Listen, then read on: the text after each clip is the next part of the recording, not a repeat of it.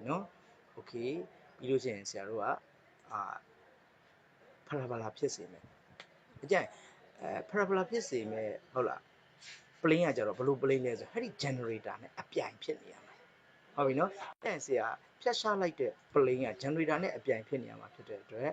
ဟုတ်ပြီနော် generator plane တစ်ခုကိုဆရာခေါ်ကြည့်လိုက်ဟောဒီ plane ဒီ generator နဲ့အပြိုင်ဖြစ်နေဟုတ်ပြီနော်ပြိုင်ဖြစ်နေတာအဲ့ဒီအနေအထားမှာဖြစ်မဲ့တောင်းပေါ့နော်အဲ့ဒီတောင်းကိုဆရာတို့ကT2 လို့ဆိုကြပါဟာဒီ T2 လေး T2 လေး 31.19 အဲ့ဒါဒီမှာ G ရလဲဘယ်လောက်ပဲတော့ 31.19 ပဲသူတို့နှစ်ခုကပြိုင်နေမှာဖြစ်တဲ့အတွက်ဒီ plane ရဲ့ဖြတ်ရှားမှုတွေဒါဆိုရင်lower nap ကိုဖြတ်မိနေတဲ့ plane ပေါ့နော်lower nap ကိုဖြတ်မိနေတဲ့ plane ဟုတ်လားအဲ့ဒါဒီ plane ရဲ့ပိုင်းဖြတ်မှုဒီ upper nap ကိုလာမထိခိုက်ဘာဖြစ်လို့ဆိုတော့သူက generator နဲ့ပြိုင်နေမှာဖြစ်တဲ့အတွက် generator ရဲ့တစ်ဖက်ကို vertex ကိုကြော်ပြီးတော့မရောက်သွားဘူး generator ကိုသူမဖြတ်နိုင်ဘူးအမြဲတမ်း generator နဲ့ပြိုင်နေမှာဖြစ်တဲ့အတွက်ည generator ပေါ်တိုင်း generator ပေါ်မှာ generator နဲ့တက်ရောက်ချင်ရောက်မယ်ဟုတ်ပြီနော်ကဲအဲ့ဆိုလို့ရှိရင်တော့ဒါဟုတ်ပြီနော်ဒီ generate case တို့ generate case တို့꿰သွားမှာပေါ့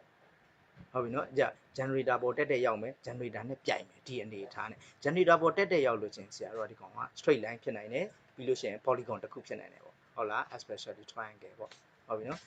generator နဲ့ပြိုင်နေတဲ့အနေအထားဆိုလို့ရှိရင်နော်ဆရာတို့ကဒီကောင်ဘာပုံထွက်မလဲဆိုလို့ရှိရင်parabola ပုံထွက်မှာပေါ့ဟုတ်ပြီနော် okay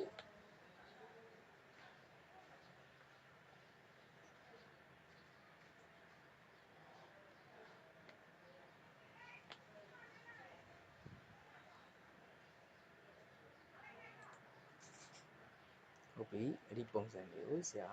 ဖော်လိုက်မယ်နော်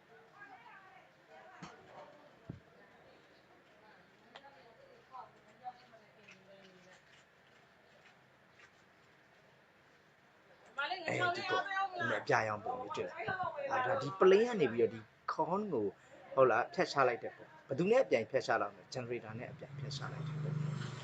ဟုတ်ပြီနော်ဟုတ်ပြီအဲ့ဒီမှာဆရာဒီကောင်ကိုကစားကြည့်ဒီကောင်လေးကတဖြည်းဖြည်းနဲ့ generator နဲ့အပြိုင်ဖြတ်လိုက်မယ်ဆရာပေါ့သွားပြီတဖြည်းဖြည်းလေးဟောအဲ့ဒါဒီပုံလေးထွက်နေပါဒီပုံလေးဒါ generator နဲ့အပြိုင်လေးဒီပုံဟုတ်ပြီနော်ဒါဆိုရင်ဖလာထွက်မယ်ပေါ့ပြောချင်တယ်ကွာသူဒီgenerator ကိုကြော်ပြီးတော့တစ်ဖက် vertex ဘက်ကိုမရောက်သွားဘူးဟုတ်ပြီကြည့်တဖြည်းဖြည်းနဲ့ဆရာဒါဆိုရင်လုံးဝ speed ကိုနှင်းလေးနဲ့ဆရာသွားခိုင်းတာဟုတ်ပြီနော်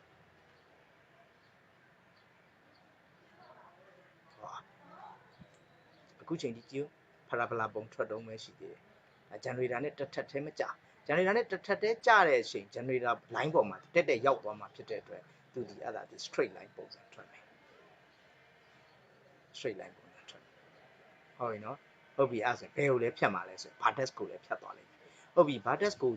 လွန်ပြီးတော့ upper nap ဘက်ကိုရောက်သွားပြီ generator နဲ့အပြိုင် upper nap ဘက်ကိုရောက်သွားပြီဆိုလို့ရှိရင်တော့သူ့ရဲ့parabola ဒီ upper nap မှာလာဖြစ်လိမ့်မယ်ဟောအခုချိန်ကြီးကတော့သူဒီဘာမှဖြစ်နေရတော့ဆိုလို့ရှိရင် lower nap မှာပဲ parabola တရှိတုံးရှိတယ်ဒါဆရာလုံးဝ slow motion နဲ့ဟုတ်ပြီနော်plane ကိုရွေခိုင်းထားတာပေါ့ဒါ plane ကရွေနေတာ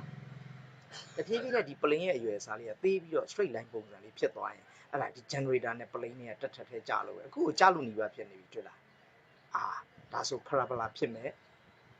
plane ရဲ့ဟုတ်လားဒီကုန်းကိုဖြတ်တဲ့အနေအထားပေါ့ဟောကြည့်လိုက်အဲ့မှာကြည့်ဒီမှာကြည့်ဟောလုံးဝကိုဒါဆိုတက်ထပ်ထဲကြာသွားပြီတက်ထပ်ထဲကြာသွားပြီဟောပြီးလို့ရှိရင်ဒီမှာကြည့် upper nap ကိုရောက်သွားပြီဒီမှာ upper nap ကိုရောက်သွားပြီတီးတက်ရောက်သွားပြီဟောအဲ့ဒါဆရာနည်းနည်းလေး speed ထည့်လိုက်မယ်ဟောဒီမှာကြည့် upper nap မှာအပြိုင် position ကိုရောက်သွားပြီဟောနော်ဒီလိုကြည့်ရင်ပုံမြင်တာတယ်ဟောအဲ့ဆို plane က upper nap ကိုရောက်သွားပြီအဲ့ဆို lower nap ကိုလုံးဝမဖြတ်ဘူး plane နဲ့အပြိုင်ဟုတ်ပြီနော်အဲ့ဆိုဒီကောင်က hyperbola ဖြစ်ပေါ်စေနဲ့ဟုတ်ပြီနော် plane ရဲ့ကုန်းကိုဖြတ်ချတဲ့အနေအထားလောက်ဆိုနားလည်မယ်လို့ထင်တယ်ဟုတ်ပြီနော် okay